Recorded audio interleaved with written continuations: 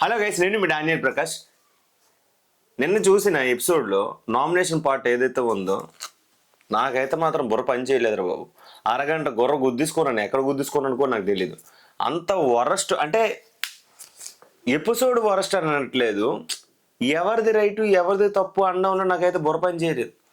అందరూ ఒకేలాగా ఆలోచిస్తున్నారు రా బాబు. ప్రతి ఒక్కడు కూడా నామినేషన్లో వాళ్ళ యొక్క పాయింట్స్ని తీసుకొచ్చారు. కాకపోతే ఇక్కడ మనం ఎపిసోడ్ చూసి మనం మాట్లాడడం కంటే అప్పుడప్పుడు అన్సీన్ క్లిప్స్ కానీ, లైవ్ క్లిప్స్ కానీ, ట్విట్టర్లో కానీ, ఇన్స్టాగ్రామ్లో కానీ కొన్ని పోస్ట్స్ వస్తాయి. చూడండి, చూస్తే మీకు రియాలిటీ అంటే ఏంటి తెలుస్తుంది. 1 అవర్ ఎపిసోడ్ మనం చూస్తే మనం జడ్జ్ చేయలేం. నేనైతే మాత్రం ఓవరాల్గా ఒక కన్క్లూజన్ అయితే ఇస్తా. దాంట్లో నా అభిప్రాయం మీతో నచ్చకపోతే మాత్రం కింద కామెంట్లో మీ అభిప్రాయాన్ని షేర్ చేయండి, మీ ఒపీనియన్ని చెప్పండి. అంతేగాని బూతులు మాట్లాడడం కానీ ఇదేం చేయొద్దు. మనది చిన్న పేజు, మీ యొక్క సపోర్ట్ నాకు కావాలి. నా ఒపీనియన్ నాకు సపోర్ట్ కావాలని చెప్పి బయాసరిగా నేను రివ్యూ చెప్పుంటే, బయాసరిగా నేను మాట్లాడుంటే నిజంగా నా మిస్టేక్ అవుతుంది. బయాసరిగా మనం చెప్పం. ఇక్కడ ఎవరిది తప్పు ఉంది, ఎవరిది రైట్ ఉందో కూడా మనం చెప్పాలి. నేను ఈ విషయంలో నాకు తనుజ గారి విషయంలోని, ఇమానియల్ విషయంలోని కొంచెం ఇబ్బందికరంగా అనిపిస్తుంది. కళ్యాణ్ ఆల్రెడీ మనం తెలుసు, కళ్యాణ్ విషయంలో ఎన్ని మిస్టేక్స్ ఉన్నాయి అన్నీ చెప్పేసాం. కళ్యాణ్ని కొత్తగా ప్రొజెక్ట్ చేయడానికి సంజన గారు చెప్పిన పాయింట్స్ అన్నిటికీ ఏకీభవించి సంజన గారు చెప్పింది రైటు అని చెప్పడానికి నేను రాలేదు. ఎందుకంటే సంజయ్ గారు చెప్పే ప్రతి ఎలిమెంటు ఏదైతే ఉందో మనం ఇన్స్టాగ్రామ్లో పోస్ట్ చేసాం. ఏదైతే ఉందో వీక్లీ వైజ్గా చెప్పే రివ్యూ వైజ్గా మనం ఎపిసోడ్ వైజ్గా మనం చెప్పాం. సో అవన్నీ అయిపోయినాయి. కానీ ఇప్పుడు సంజన గారు కొత్తగా చెప్పింది ఏదైతే ఉందో, హౌస్లో మొత్తం హార్మోని అంతా ఏదైతే ఉందో విత్ ఇన్ ద 1 ఎలిమినేషన్ తోటి 1 నామినేషన్ తోటి అన్ని తేల్చి పడేశారు. సో సంజన గారు చెప్పిన పాయింట్స్ చాలా వరకు నిజం ఉంది. 100% అని చెప్తున్నా, 100% నిజం ఉంది. కాకపోతే కొన్ని పదాలు వాడకూడదు అక్కడ. ఏంటి, సెలబ్రిటీ చుట్టూ తిరిగావు అని ఒక పర్సన్ని డీగ్రేడ్ చేయడం అనేది కరెక్ట్ కాదు. చెప్పిన విధానం కరెక్ట్ కాదు. ఓకే, చెప్పే పాయింట్స్ కరెక్టే కానీ చెప్పే విధానం కరెక్ట్ కాదు. ఆ విషయంలో నాకు సంజన గారు నచ్చలేదు. అది మీరేమంటారు చెప్పండి. ఇప్పుడు తనుజ గారి గురించి నేను మాట్లాడతా. హానెస్ట్గా కూడా చెప్పండి, తనుజ గారు అంటే నాకు ఇష్టమే. ఈ సీజన్లో నేను అయితే కమెడియన్ విన్నర్ కావాలనుకుంటున్నా, లేదు అనుకుంటే లేడీ విన్నర్ కావాలనుకుంటున్నా. వీళ్ళిద్దరిలో వేరే వాళ్ళకి విన్నింగ్ ఆప్షన్ అయితే లేదు, విన్నింగ్ వచ్చే అవకాశం కూడా లేదు. సో వాళ్ళ క్యారెక్టరైజేషన్ పరంగా, వాళ్ళ యొక్క గేమ్ స్ట్రాటజీ పరంగా, గేమ్లో సో వాళ్ళు ఎలా ఉంటున్నారో మనం ఆల్రెడీ చూస్తున్నాం. కానీ ఇక్కడ ఈ బంధాల మధ్య ముడిపడిపోయి వాళ్ళ యొక్క గేమ్ని పోగొట్టేసుకుంటున్నారు నాకైతే అనిపిస్తుంది. తనుజ గారు ఎందుకు అంత మాధురి చుట్టూ, ఏమి నిజంగా మాధురి గారికి తనుజ గారికి ఏమైనా బయట బాండింగ్ ఉందా? ఇప్పుడు బర్నీ గారు అంటే ఆల్రెడీ ఆమె సీరియల్ చేసి ఉంటారు కాబట్టి బయట కొంచెం బాండింగ్ ఉంటుంది. దివ్య నిఖితకి బర్నీ గారికి మధ్య ట్రూ బాండింగ్ నాకు కనిపించింది. ఆమె ఫుడ్ తింటుంటే వేరే వాళ్ళకి అంటే బర్నీ గారికి ఒక హాఫ్ ఇచ్చి ఆమె తినేదంట. సో ఆ బాండింగ్ ట్రూగా జెన్యున్గా నాకు అనిపించింది. గేమ్ పరంగా కానీ, గేమ్ పరంగా ఖాళీగా ఉండే టైంలో మరి వాళ్ళు మాట్లాడుకుంటారు కాబట్టి ఖాళీగా ఉండే సమయాన్ని మనం జడ్జ్ చేయగలం. కానీ గేమ్ పరంగా వాళ్ళు ఇలా ఉన్నారు అలా ఉన్నారని మనం చెప్పకూడదు. కానీ ఇక్కడ తనుజ గారు గేమ్లో కూడా ఆ బాండింగ్స్ని తీసుకొచ్చి, నువ్వు నాకు సపోర్ట్ చేయలేదు, నువ్వు ఉంటే నాకు ఇది, నువ్వు వాళ్ళతో మాట్లాడుకో, నువ్వు వీళ్ళతో మాట్లాడుకో అని మాధురి గారిని డైరెక్ట్గా ఇన్ఫ్లుయెన్స్ ఎలా చేస్తారండి ఆవిడ? ఇప్పుడు వైల్డ్ కార్డుగా వచ్చారు, వైల్డ్ కార్డుగా వచ్చి రమ్యతోటి మాధురి గారు బాగా క్లోజ్గా ఉన్నారు. ఈ విషయం చూసి ఆ అమ్మాయి ఎవరు, తనుజ, నువ్వు ఆ అమ్మాయి బయట ఏమైనా బాండింగ్ ఉందా, ఆ అమ్మాయి నీకు బయట తెలుసానంటే మాధురి క్లియర్ కట్గా చెప్పారు. ఇక్కడ ఆమె ఏంచం ఆమెతో నువ్వు మాట్లాడద్దు, ఆమెకు దూరంగా ఉండు అని ఇన్ఫ్లుయెన్స్ చేస్తుంది. తనుజ ఏంచం మాధురిని ఇన్ఫ్లుయెన్స్ చేస్తుంది. ఎంతవరకు కరెక్ట్ చెప్పండి? వచ్చి రాగానే ఆమె ఎవరు, ఆమె స్ట్రాటజీ ఏంటి, ఆమె ఎలా ఆడుతుందని ఇమాన్యుయల్ దగ్గర అడిగింది ఆవిడ. ఎవరు, తనుజ మాధురి గారి గురించి అడిగారు. ఆమె ఫైర్ బ్రాండ్ అని తెలుసు, ఆమె వాయిస్ చూసింది. ఆ 2-3 డేస్లో గట్టిగా బాండింగ్ ఏంటి ఒకేసారి ఎవరైతే సీరియల్ యాక్టర్ అని డిసైడ్ అయ్యిందో మాధురి, ఆమెతోటి ఈమె బాండింగ్ వచ్చేసింది అంటే అంత గట్టిగా మాధురి గారు ఎంచామో ఆమెకి ఇన్ఫ్లుయెన్స్ అయిపోయారు. బాండింగ్ ఎందుకండి తనుజ గారు, బాండింగ్ ఎందుకు? ఇప్పుడు నాన్న వెళ్ళిపోయారు, ఇప్పుడు అమ్మ ఒకటి ఉండిపోయింది, చెల్లి ఒకటి ఉండిపోయింది. ఇప్పుడు వీళ్ళిద్దరిని కూడా బయటికి పంపించేసి నువ్వు గేమ్ చక్కగా ఆడుకోవచ్చానా? వాళ్ళు స్ట్రాంగ్ కంటెస్టెంట్ వాళ్ళు ఉంటేనే కదా మీ గేమ్ కనబడుతుంది. నాకెందుకో మాధురి గారి దగ్గర ఈమె చిందులు సాగవని నాకు తెలుసు. ఎందుకంటే మాధురిని మనం ఆల్రెడీ చూసాం, డిబేట్స్లో చూసాము, ఆ వాయిస్ని చూసాము. ఆ వాయిస్ నుంచి వచ్చే నాయిస్ పొల్యూషన్ కంటూ ఏది మందులు ఉండదు.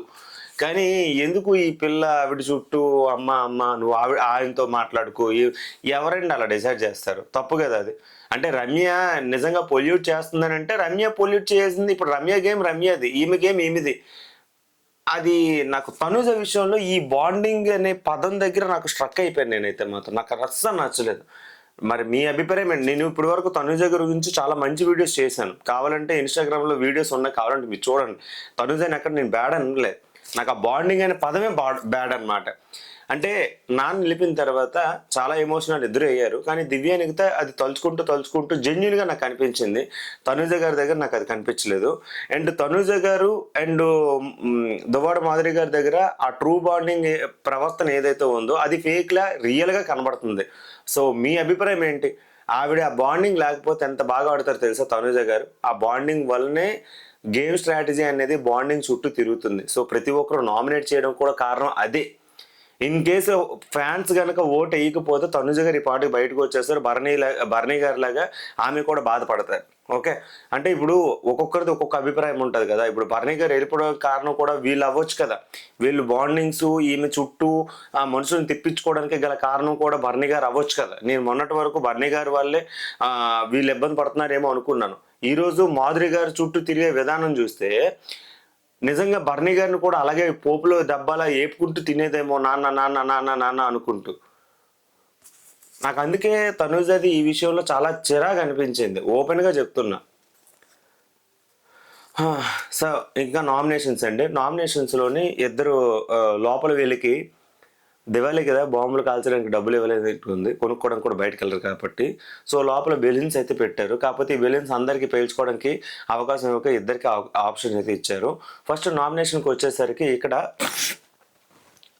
సుమనన్నకి ఆ రెడ్ పిల్లు, సుమనన్న ఫస్ట్ బ్లూ పిల్ దగ్గరికి వెళ్ళాడు. అదృష్టవశాత్తు రెడ్ పిల్ దగ్గరికి వెళ్ళాడు. తర్వాత కొంచెము రెడ్ అంటే డేంజర్ కాబట్టి నేను అక్కడికి వెళ్ళాను అన్నాడు. ఎంత మొండి చేసినా సరే గౌరవ్ ఒప్పుకోలేదు. సో గౌరవ్ డైరెక్ట్గా నేను రెడ్ పిల్ని తీసుకున్నానంటే బ్లూ పిల్ దగ్గరికి సుమనన్న పంపిస్తే ఆ పిల్స్ ఓపెన్ చేయమన్నారు. పిల్స్కి ఒక్కొక్క దానికి ఒక్కొక్క పవర్ అయితే ఉందన్నమాట. Save yourself, save other one. Okay, సుమనన్న దగ్గర ఆగడం వలన సేవ్ యువర్ సెల్ఫ్ అని వచ్చింది కాబట్టి సుమనన్న అదృష్టమే. నిజంగా చెప్పాలంటే అదృష్టమే. మొత్తం సుమనన్న అది ఏది చేసుకొని లోపలికి వచ్చినట్టు ఉంది, ఏదో చేతబడి చేసినట్టు. ప్రతి ఒక్క పాజిటివిటీ ఆయనకే తగులుతుంది. సో ఈ విషయంలో సుమనన్నకి గుడ్ థింగ్ అనే చెప్పాలి. ఏది జరిగినా మన మంచికి అనేటట్టు ఎగ్జాంపుల్ సుమనన్నే. సో సుమనన్నకి ఆ బ్లూ పిల్ రావడం వల్ల సేవ్ యువర్ సెల్ఫ్ అయితే వచ్చింది. అంటే ఎవరు నామినేట్ చేయడానికి లేదు. ఇంకా నామినేట్ చేసినా సరే ఆల్రెడీ ఆయన దగ్గర ఆ పవర్ ఉంది కాబట్టి ఇంకా ఈ వీక్లో నామినేషన్లు అయితే ఉండడు.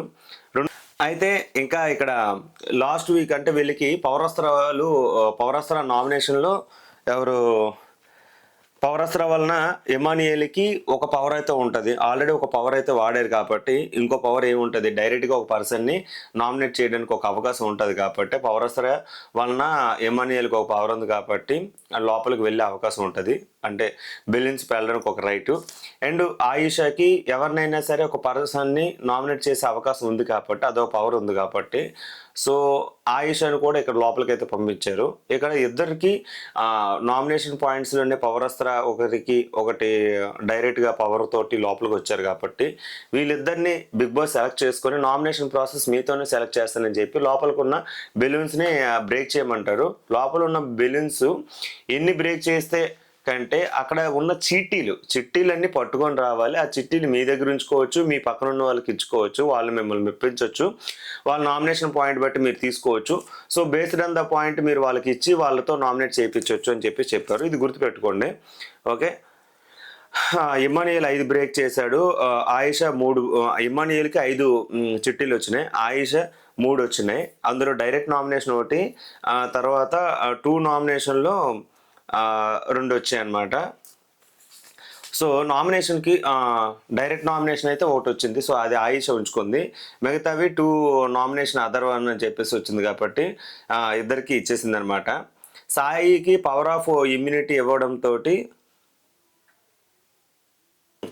ఇప్పుడు బిగ్ బాస్ ఏం చెప్పు సాయిని ఒక క్వశ్చన్ అయితే అడిగారు అనమాట. సాయి నీకు పవర్ ఆఫ్ ఇమ్యూనిటీ ఉంది కదా, ఈ వీక్ లో మీరు వాడుతారా వాడరా అని చెప్పేసి క్వశ్చన్ చేశారు. సాయి ఏం ఈ వీక్ నేను వాడను సార్ అని చెప్పేసి అన్నాడు. ఆ ఇమ్యూనిటీ పవర్ నేను వాడట్లేదు సార్ అని చెప్పేసి చెప్పాడు. సో సాయి ఆ పవర్ అయితే వాడట్లేదు. ఎమాన్యుయల్కి వచ్చిన చిట్టీల్లో అందరి దగ్గర డిస్కషన్ చేసుకున్నారు. ఏంటని వాళ్ళ దగ్గర ఉన్న చిట్టీలు అవతల వాళ్ళకి ఇచ్చేటప్పుడు తిరగా మరలా వాళ్ళని నామినేట్ చేయకూడదు అని ఎమాన్యుయల్ ఒక కండిషన్ పెట్టి ప్రతి ఒక్కటికి అయితే ఇచ్చాడు, తిరిగి అతను నామినేట్ చేయకూడదని. నాకు ఈ విషయంలోనే ఎమాన్యుయల్ది ఒక రకంగా బాధాకరమైన విషయం చెప్పాలి, ఇంకో పక్కంగా ట్రూ కలర్స్ అని చెప్పాలి. అంటే ఇక్కడ అందరిది తప్పు ఉంది. ఇక్కడ ఎవరు మంచోళ్ళు అంటే అందరూ చెడ్డోళ్ళు కాబట్టి బిగ్ బాస్ హౌస్లో ఉన్నారు. సో ఇక్కడ ఏంటంటే ఎమ్మానియల్ నామినేషన్లోకి వస్తే ఫ్యాన్ ఓటింగ్ పెరుగుతుంది, ఫ్యాన్స్ కూడా ఓట్ వేయడం అలవాటు అవుతుంది. రేపు పొద్దున్న మరలా ఫైనల్కి వచ్చేసరికి ఓటింగ్ పోల్స్ అనేవి ఓపెన్ అవుతాయి. టాప్ 5 కంటెస్టెంట్స్కి ఓటింగ్ ప్రకారంగానే తీస్తారు. సో ఆ కంటెస్టెంట్ ఎవరైతే ఉన్నారో వాళ్ళే విన్నింగ్ ట్రోఫీ కొడతారు. కాబట్టి ఎమ్మానియల్కి ఆ అవకాశం ఫ్యాన్స్ ఇవ్వాలి. ఎందుకంటే ఎమ్మానియల్ ఫ్యాన్స్కి అవకాశం ఇవ్వకుండా ఓటింగ్ పోల్స్కి గట్ట వాళ్ళకి అలవాటు చేయకుండా డైరెక్ట్గా ఇంకా నామినేషన్లో లేకుండా వెనకడుగు వేయడం సేఫ్గా ఆడడం అనేది నాకు అనిపించింది. ఎవరు పాయింట్ వాళ్ళు చెప్పడానికి ఛాన్స్ ఇవ్వాలి. ఎందుకంటే ఎమ్మానియల్కి ఆ పాయింట్ తెలిస్తేనే కదా గేమ్లో ముందుకెళ్ళగలడు. ఇప్పుడు ఆదిరెడ్డి అన్న, నాగార్జున సారు వీళ్ళందరూ వచ్చి ఎమ్మానియల్ గేమ్ని పొగిడారు, గేమ్ ఆడారు. కానీ నెగిటివ్ పాయింట్స్ ఎవరికి తెలుసు? హౌస్లో ఉన్న వాళ్ళకి తప్ప బయట ఉన్న వాళ్ళకి తెలియదు. సో ఆ నెగిటివ్ పాయింట్స్ చెప్పగలిగితేనే ఎమ్మానియల్లో ఉన్న అసలు గేమ్ అనేది మరలా బయటపడుతుంది. ఆడియన్స్ ఓట్స్ పెరుగుతాయి, ఆడియన్స్కి కూడా ఓట్ వేయడం అలవాటు అవుతుంది. ఆ గేమ్లో లేకుండా సేఫ్గా ట్రై చేయడానికి నన్ను నామినేట్ చేస్తానంటే నేను ఈ చీటీ ఇవ్వను అనడం కరెక్ట్ కాదు. నా అభిప్రాయం అయితే ఇది. ఓకే, అయితే ఇలా మాట్లాడి కళ్యాణ్కి కళ్యాణ్ ఒకరు నామినేట్ చేయడానికి అవకాశం ఇచ్చాడు. ఎమ్మానికి వచ్చిన చిట్టీల్లో అందులో 3 ఒక్కొక్కరికి నామినేట్ చేసే అవకాశం వచ్చింది. అందులో 2 నామినేట్ చేసే అవకాశం అయితే వచ్చిందనమాట. అయితే ఇక్కడ కళ్యాణ్కి 1 ఇచ్చాడు, దివ్యకి 1 నామినేషన్ చీటీ ఇచ్చాడు, రమ్యకి 1 నామినేషన్ చీటీ ఇచ్చాడు, తర్వాత తనూజకి 1 నామినేషన్ చీటీ ఇచ్చాడు, రీతుకి 2 నామినేట్ చేసే చిట్టి అయితే ఇచ్చాడు. ఆయిష డైరెక్ట్ నామినేషన్ తను తీసుకుంది, సంజన కోటి ఇచ్చింది, సాయి కోటి ఇచ్చింది. అంటే ఇంకోటి ఎవరికి ఇవ్వాలో తెలియక అక్కడ అడిగితే సంజన గారు నేను అడిగాను కదా అని అంటే ఓకే నీ కొడుకు ఇవ్వలేదంటే ఓకే అక్కడతో అయిపోయింది టాపిక్. సాయి కోట అయితే ఇచ్చింది. ఆయిష డైరెక్ట్ నామినేషన్ రీతుకి చేసింది. ఎందుకని? వచ్చినప్పటి నుంచి కంటెంట్ ఇవ్వడానికే చూస్తున్నావు, లవ్ కంటెంట్ ట్రాక్ మెయింటైన్ చేస్తున్నావు, లవ్ కంటెంట్ కోసం తిరుగుతున్నావు, గేమ్ కనబడట్లేదు, దానివలన నాకు నువ్వు నచ్చట్లేదు, లవ్ కంటెంట్ కోసం ఇక్కడికి వచ్చావు అని చెప్పేసి ఇక్కడ చెప్పింది అనమాట. దివ్య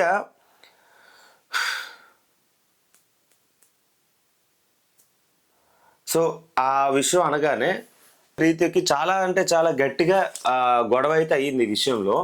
అంటే అమ్మాయి ఒక రకంగా చెప్పాలంటే రీతు విషయంలో నాకు ఓపెన్గా నేను చెప్పాలి ఏంటంటే ఎంత లవ్ కంటెంట్ ఇచ్చినా ఎంత వరస్ట్గా బిహేవ్ చేసినా గేమ్లో మాత్రం 100% ఎఫర్ట్ పెట్టింది.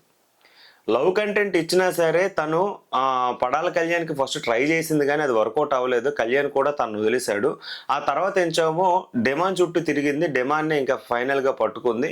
వాళ్ళిద్దరు కూడా ఒకరినొకరు గేమ్లో సపోర్ట్ చేసుకుంటున్నారు, ఒకరికొకరు ముందు వెళ్తున్నారు, 100% గేమ్లో ఎఫర్ట్ చేస్తున్నారు. సో అది వాళ్ళిద్దరూ ఆ లవ్ కంటెంట్ కనిపించినా, పులిహోర ముచ్చట్లు కనిపించినా, ఏది కనిపించినా సరే గేమ్ పరంగా వాళ్ళు ముందుకు వెళ్తున్నారు కాబట్టి దాంతో మనకి నెగిటివ్ ఒపీనియన్ అయితే రాలేదు. సో దాని విషయంలోని ఆయిష ప్రతి ఒక్కసారి నువ్వు బాండింగ్ విషయంలో కానీ లవ్ కంటెంట్ అని డైరెక్ట్గా అలాగా మాట్లాడకూడదు. ఎందుకంటే ఇప్పుడు ఆమె స్ట్రాటజీ ఏంటి, ఇక్కడ ఆవిడ గురించి కూడా తర్వాత చెప్తాను. సంజన గారికి ఒక టాపిక్ అయితే చెప్పింది, అది అన్సీన్ క్లిప్లో అయితే ఉంది, నేను ఆల్రెడీ చెప్తాను. దివ్య నిఖిత ఆయిషాని అయితే నామినేట్ చేసింది. హైపర్గా ఉన్నావు, హైపర్ కిడ్లా. నేను మొన్నే చెప్పాను హైపర్ కిడ్స్ కొంతమంది ఉంటారు, వచ్చిన అత్యుత్సాహం దేంట్లోనే ఆగదని. సో దివ్య నిఖిత అదే పాయింట్ మీద హైపర్ కిడ్గా ఉన్నావు, హైపర్ అయిపోతున్నావు, గేమ్లో ఓడిపోయిన హైపర్ అయిపోతావు, ఏదైనా అవకాశం వస్తే పరిగెడతావు, తర్వాత చెప్పిన దాని మీద తిన్నగా ఉండవు, స్పోర్టివ్గా ఏది తీసుకో, ఎవరైనా ఏదైనా అంటే దాన్ని పట్టుకొని ఏలాడి నేను వెళ్ళిపోతా, నేను దీనికోసం వీళ్ళతో ఆదిరెడ్డి గారు అన్న మాటకి ఆ అమ్మాయి అంటే చెప్పారు కదా, ఆదిరెడ్డి నువ్వు వీళ్ళ మీద చేసే దాన్ని నువ్వు